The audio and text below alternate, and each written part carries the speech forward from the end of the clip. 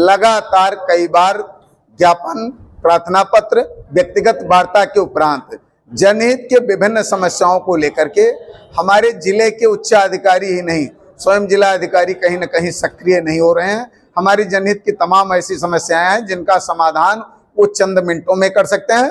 जैसा कि circle rate को लेकर के अस्पष्ट संदर्शिका है, वो ऑनलाइन उसको देख करके उसका निराकरण करा सकते हैं। हाइट बैरियर को लेकर के NHI और PWD का रिपोर्ट है, उसके क्रम में वो हाइट बैरियर लगवा सकते हैं। खंड शिक्षा अधिकारी को लेकर के स्पष्ट हो गया है कि वो 3 साल से अधिक एक ही विकास खंड में जमे और उनके द्वारा तमाम अनियमितताएं बढ़ती जा रही हैं, उनको हटाया जा सकता है। और 100 बेड सैया अस्पताल, जिसपे हमारे लगाए गए आरोपों का मैं मानता हूं कि कुछ जांच होना चाहिए, लेकिन वह जांच 11 अप्रैल 2024 को मंडलायुक्त जी द्वारा निर्देशित होता है। जांच रिपोर्ट कहां दब जाती है पता नहीं चलता। और विगत कई वर्षों से मैं बाढ़ और कटान को लेकर कहता हूं कि जब तक बांध के किनारे का अवैध खनन नहीं बंद होगा, बाढ़ कटान की कोई स्कीम सफल नहीं होगी। और खेद का विषय है कि दुबौलिया और कप्तानगंज के विभिन्न गांवों में, यहाँ तक कि एक गांव बरसाव में आपको बता भी दे रहा हूं, बाढ़ राहत शिविर के जस्ट बगल बालू खनन के लिए भूमि आवंटित है। ऐसे में जब बांध के किनारे खनन होगा तो कटान कभी रुक नहीं सकती। मैं बहुत पहले से नदी के बीच धारा में ड्रेजिंग की बात करता हूं, जिसके क्रम में राजशेखर जी के जमाने में सरयू पुल के नीचे और दुबौलिया में ड्रेजिंग हुआ भी था।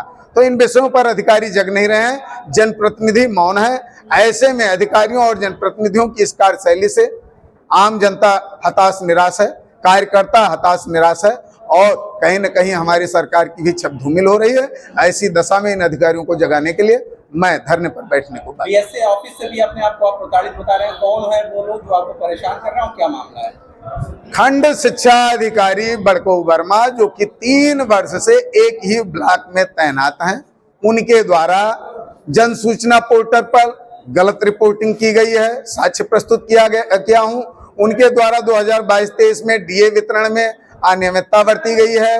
उनके द्वारा जानबूझकर मेरी पत्नी के CCL अवकाश को निरस्त किया गया है, जिसे लड़ाई के बाद पास करना पड़ा है। तो वो कहीं न कहीं शिक्षकों के साथ भेदभाव कर रहे हैं, वित्तीय अनियमितता बरत रहे हैं और उन्होंने परशुराम जयंती के दिन भगवान परशुराम के चित्र को विकृत करके वायरल करने का काम किया है।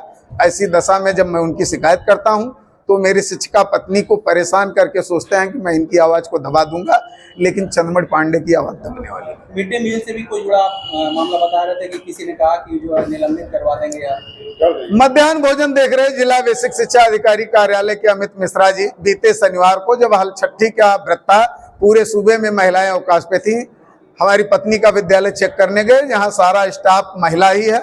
वहां पर बगल के विद्यालय से एक शिक्षक की ड्यूटी लगी थी, वो मौके पे उपलब्ध थे।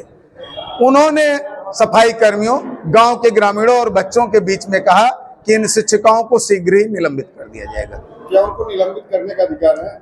मैंने ये सवाल उनसे खुद कहा कि महोदय, अगर आपको निलंबित करने का अधिकार है तो निलंबित कर दीजिए, सस्पेंड कर दीजिए, बर्खास्त कर दीजिए, लेकिन मिथ्या भाषण बच्चों के बीच में करके शिक्षक की गरिमा को गिराने का काम न कीजिए। क्या लगता है कि इस तरह का कृत्य करके वो शिक्षिका की छवि को धूमिल करना चाह रहे हैं? कहीं न कहीं शिक्षिका को मानसिक रूप से प्रताड़ित करके वो मेरे ऊपर वो लोग दबाव बनाना चाह रहे हैं कि मैं सच न बोलूं।